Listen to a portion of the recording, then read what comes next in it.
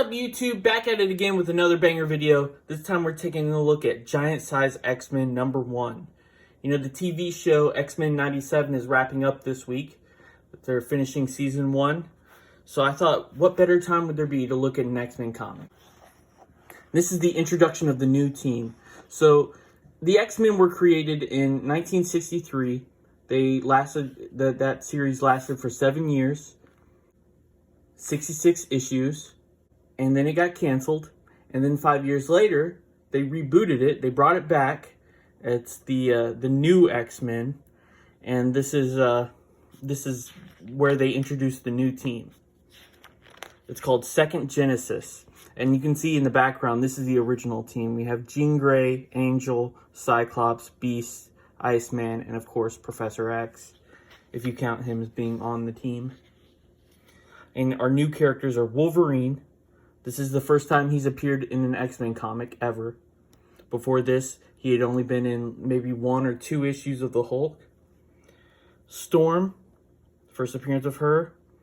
Thunderbird, Colossus, Banshee, Sunfire, Nightcrawler. So it's the first appearance for a lot of these characters, actually. So starting off the story, we see how the team forms. So Nightcrawler, he's in Germany, and he's being pursued by this angry mob. They're trying to lynch him, and they're carrying torches. They try and burn down the building that he's hiding on top of. He has no other option. He has to fight back. There's nowhere left to run, so he's doing his best to fight them off, and everyone freezes. And Professor X comes from out of the crowd, and he's frozen everyone. He's taking control of their minds. And he invites Nightcrawler to come with him. He offers him, he says, "I can help you find your true potential. I heard you say you come here to learn, my friend, and I am a teacher. I run a school for the gifted youngsters such as you." So Nightcrawler, he joins Professor X. Then we go to Quebec, Canada, and we meet Wolverine for the first time. And he's working with the government in Canada. And Professor X shows up, recruits him. He's happy to leave. He doesn't like working with the government and having to follow all their rules. It mentions Weapon X. You know, that'll be something that'll be expanded upon later on. But of course, like, all that stuff is very vague because they haven't figured it out yet. You know, they're laying seeds. Eventually, someone else, some other team is going to come along and expand upon that.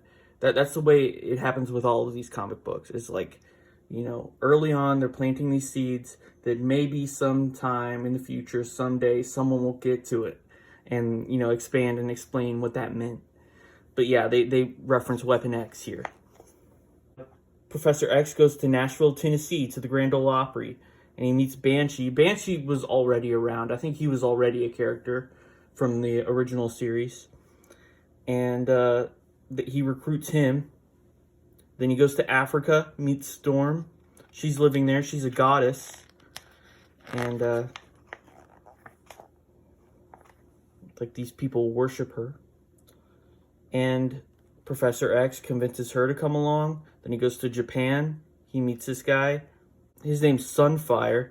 I think he was also an older character that was being reused. This is my favorite part of this comic, this issue. It's Colossus's intro. He's on a farm in Siberia, and one of the tractors, it gets away. It's a runaway tractor in this field, and of course this little girl is playing with her pail and shovel in the middle of this field, and she doesn't see the tractor that's about to run her over. So Peter, Rasputin, he has to run over there and block the tractor before it hits this little girl. So he runs over there and he turns all to metal. And he stops. It reminds me of that scene in Fantastic Four where the Thing blocks that truck. And this is also one of the parts of the X-Men that has really become like a staple of the team. Everyone's from a different part of the world, like a different country, a different culture. In the original team, the original 5, I mean, I suppose they're from different states, different towns, but you don't get like the different countries, the different backgrounds. Like this comic was written during the Cold War, and they do talk about that a little bit. Like, you know, him being from Siberia, kind of like a Russian. Like they don't trust him really in the beginning. He has to earn their trust. He leaves home, and we cut to Arizona, and we meet John Proudstar. He's an Apache, and he's wrestling this wild buffalo for some reason. Doesn't explain why. He just likes to beat up the wildlife, I guess. But he's given the codename Thunderbird, and he joins up. So now we've got our new team here. I love this splash page. It's a great shot of their new costumes. It explains down here that Professor X got these costumes from Reed Richards, Mr. Fantastic from the Fantastic Four. He made these costumes for him. And it introduces Cyclops. He's back from the original series. And pay attention to his visor here. Like it's a bulky visor, but we're going to see a different version later on. Cyclops, he comes into the picture and he starts explaining why Professor X has assembled this new team. You know, where are the other members of the X-Men? And he explains that they were on a mission, that Professor X was using Cerebro, you know, the computer that they used to find mutants, that there was this massive reading off the charts out in the ocean on this island, Krakoa. And so they all get into the jet, and they fly over there. You see Cyclops is wearing a thinner visor here, this flashback. They land on the island, and there's a surprise attack. They don't see it coming. It doesn't show who it is, but you see this like blast of energy. And the whole team vanishes except for Scott, except for Cyclops. And you can see his costume's all torn up. His visor's missing. That's how he lost that thin visor.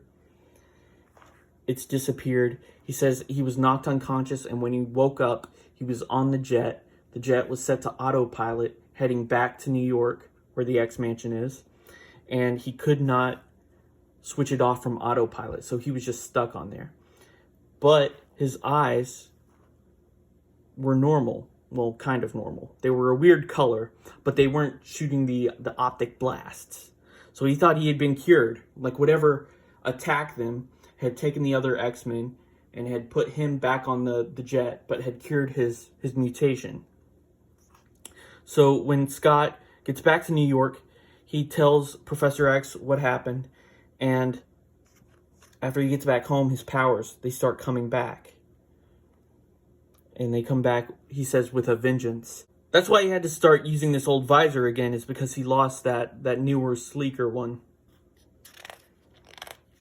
So the plan is, Professor X would go out, assemble a new team of X-Men to help Cyclops go back to that island and rescue the old team. Pretty simple. Initially, Sunfire's not into the idea. He doesn't want to be a part of the team. Then he changes his mind and he joins back up. Here they're getting to the island. They split up into different teams to all search different parts of the island.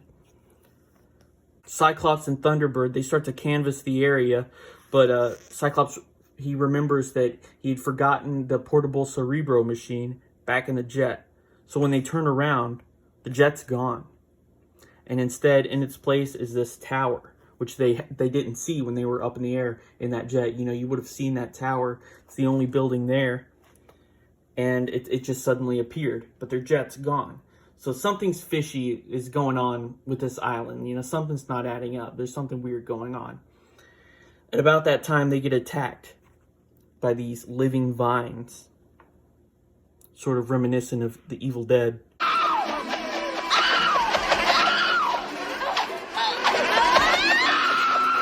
They kill the trees. They get to that temple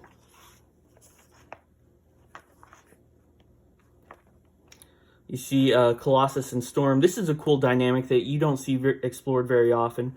But yeah, they get paired off in a little team, and there's an avalanche or a rock slide or something going on, and they have to protect themselves from these rocks. These rocks, they change direction halfway down the mountain. It's like they're chasing Colossus and Storm. So they meet up with Thunderbird and Cyclops at this tower. Basically, now that everyone's on the ground, everyone sees the tower. Everyone's heading towards this tower from different spots on the island. See, Wolverine and Banshee, they're fighting off these giant crabs.